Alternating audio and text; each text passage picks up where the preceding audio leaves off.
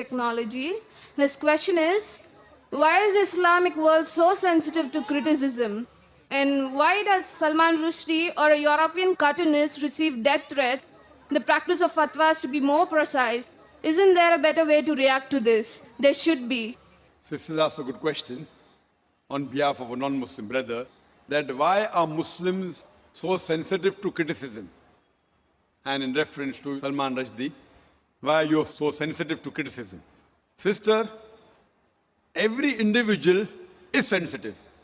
You show me one human being in the world who is not sensitive. But the sensitivity keeps on changing. The sensitivity keeps on changing. Certain things you are sensitive, certain things you are not. So everything, the levels keep on changing, each different individual. As far as the Muslims are concerned, we Muslims, we love our Creator Allah subhanahu wa ta'ala, and we love our Prophet Muhammad sallallahu alaihi wasallam. And our Prophet Muhammad sallallahu alaihi wasallam said that no Muslim is a Muslim until he loves Allah and His Messenger more than his own self. Loves Allah and His Messenger more than his own self. Now when we analyze the human being, some of the human beings love their children the most. There was research done that monkeys, they love their children very much. So the monkey was put in a well along with the child, and water was put. Water started rising up in that well. So the monkey picked up the kid and put in the arms. The water rose. It tried to save the child as much as the water kept on rising. Once it could not, it left the child and jumped out. So they loved the child a lot, but own life is more than the child. So left the child because the monkey could not jump along with the child.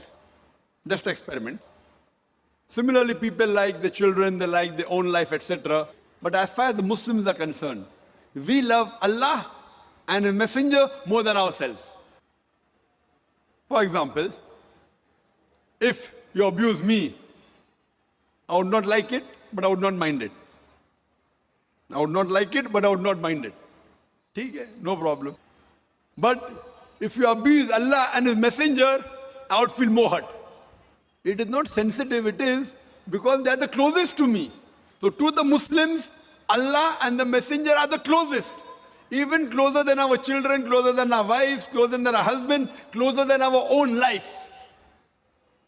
So that's the reason what you should say, your question should be reframed, that why do the Muslims love Allah and the Messenger so much? You tell me one human being. You get the human being, if you abuse him, you won't mind. But if you abuse on his mother, he'll get angry. If you abuse in the name of the mother, they get angry. So we love our Allah and our Messenger more than our mother also. So based on these things, the Muslims, they want to clarify. So when Salman Rushdie, being a so-called Muslim, inverted commas, born in a Muslim family, when he wrote book and criticized falsely, just for a few, just for money, so that's the reason the Muslims objected. You say, are there any better ways? There are many ways of objecting. I don't agree that all the ways the Muslims objected are right. Many a time they destroy property which is wrong. I don't agree with it. But they are sensitive because it deals with our Creator Allah subhanahu wa ta'ala Messenger. But we should feel bad. But some of them overreact. Some of them took out protest, which were violent, which should not be. Some were peaceful, which is good. Best is to reply. And if you hear my talk on, is religious fundamentalism a stumbling block to the freedom of expression, I have given details. What did Salman Rushdie do? And how did he write the book? And the first country that banned the satanic verses was which country? India. Shri Rajiv Gandhi, at that time was the Prime Minister. He banned that book, Satanic Verses, in India. The first country to ban it. And I appreciate him.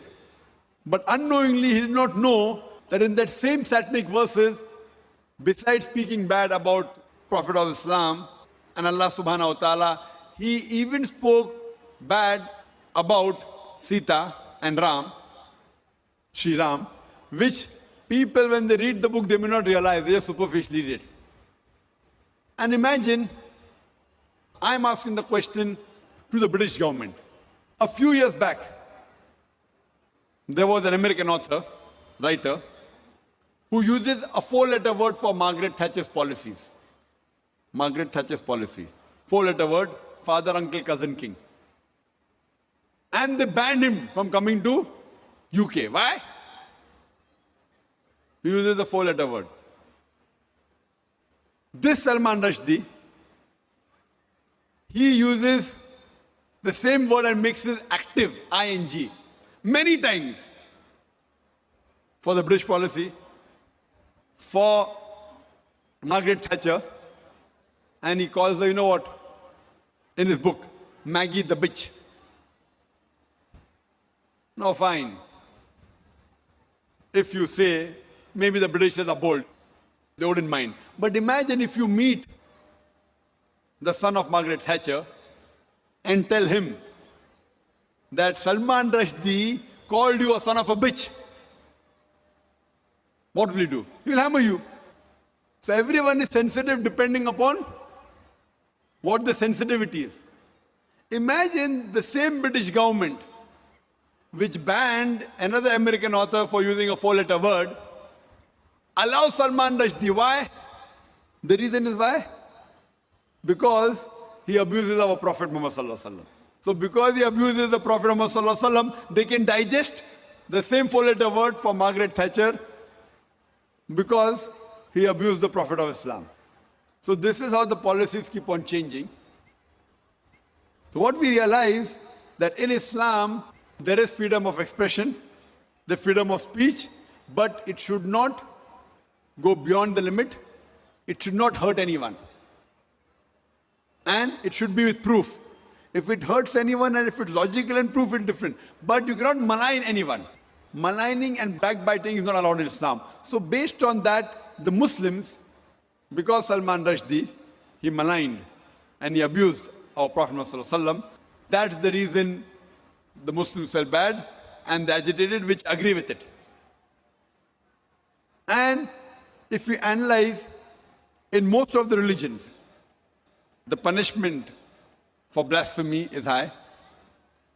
Whether you read the Bible, whether you read the Hindu scriptures, whether you read the Quran, and this we consider as blasphemy.